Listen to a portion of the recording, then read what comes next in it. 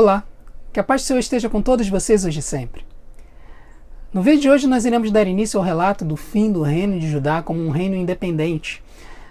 Nós iremos comentar sobre como a história de Judá se desenvolveu até o momento em que o povo é levado pela primeira vez cativo até a Babilônia. A história começa com a assunção de Joaquim ao reino de Judá, ao trono do reino de Judá. O texto bíblico vai nos dizer que Joaquim viveu durante 25 anos, assumiu o trono com 25 anos, e ele fez o que era mal aos olhos do Senhor. Diz o texto que ele fez o que era mal conforme seus pais, então a gente tem uma ideia de que ele tenha sido um rei que tenha realmente tentado desviar o povo de Deus das formas como talvez Amon ou até mesmo Manassés fizeram perante o povo de Deus. Tentaram desviar o povo de Deus fazendo o que esses reis fizeram. O texto vai dizer que durante seu reinado Nabucodonosor invade o país. Nabucodonosor era o rei da Babilônia e era um grande império da época. E eles tomam Jerusalém, tomam Joaquim, invadem o país, tomam Joaquim e fazem de Joaquim como seu servo. Então eles fazem uma conquista onde eles tentam transformar Joaquim e o reino de Judá em um reino vassalo no reino da Babilônia. Até aí tudo bem,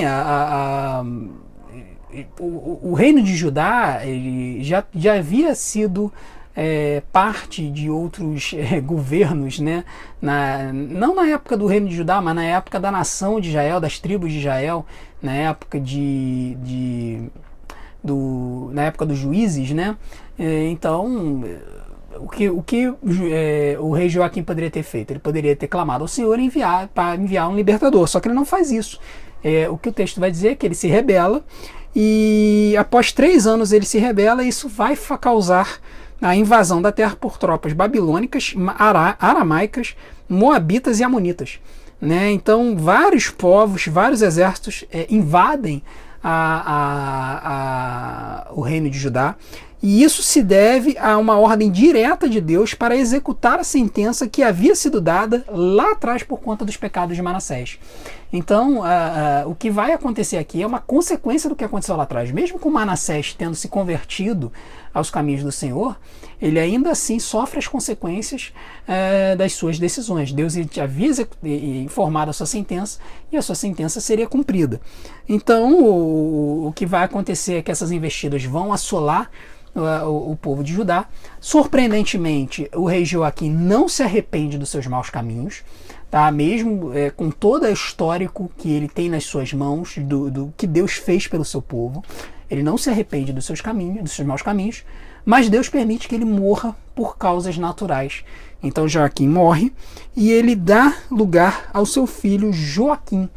E o reinado de Joaquim começa aos 18 anos de idade, e após apenas 3 meses assentado no trono de Davi, fazendo o que era mal aos olhos do Senhor, ele vê Jerusalém sendo cercada pelos exércitos babilônicos, que estavam livres da oposição egípcia. Eles não tinham mais uma outra grande força militar que viesse a impedi-los e viessem a forçá-los a se comportarem onde eles estavam. E eles acabam invadindo a região de Jerusalém.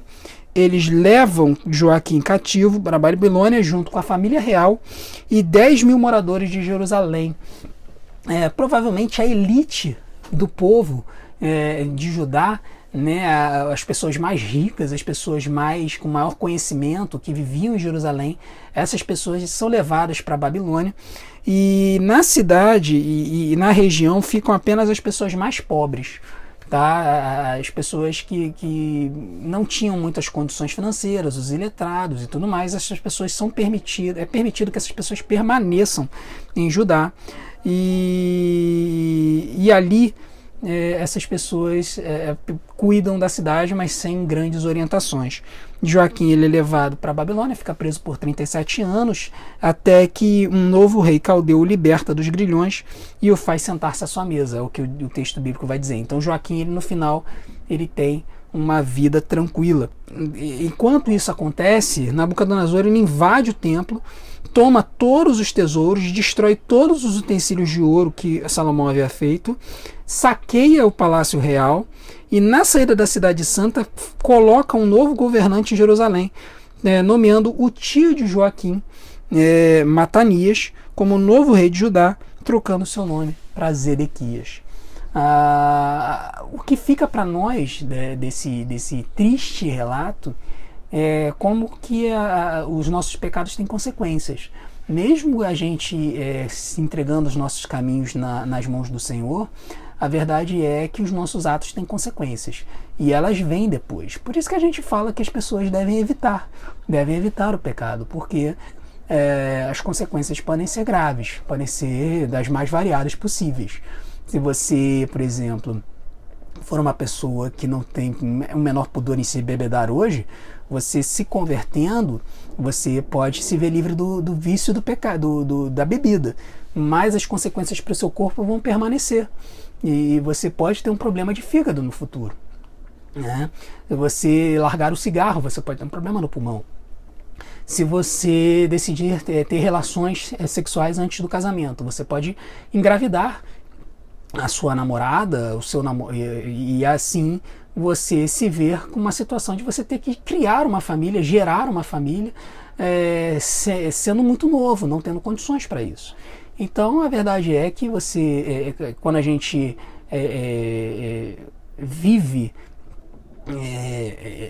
o perigo de conviver com o pecado, as consequências podem vir e elas podem ser muito sérias. E aí a verdade é que Deus ele pode nos ajudar nessas circunstâncias, a lidar com essa consequência, mas essa consequência vai vir. Foi o que aconteceu com o povo de Judá. Apesar de Manassés ter se arrependido dos pecados que ele cometeu, as consequências permaneceram e a sentença de Deus foi dada e ela foi executada aqui. Infelizmente a história não termina aqui. E a gente vai ver no próximo vídeo como é que a história do reino de Judá como uma nação independente se encerra. Paz e graça. Que Deus os abençoe.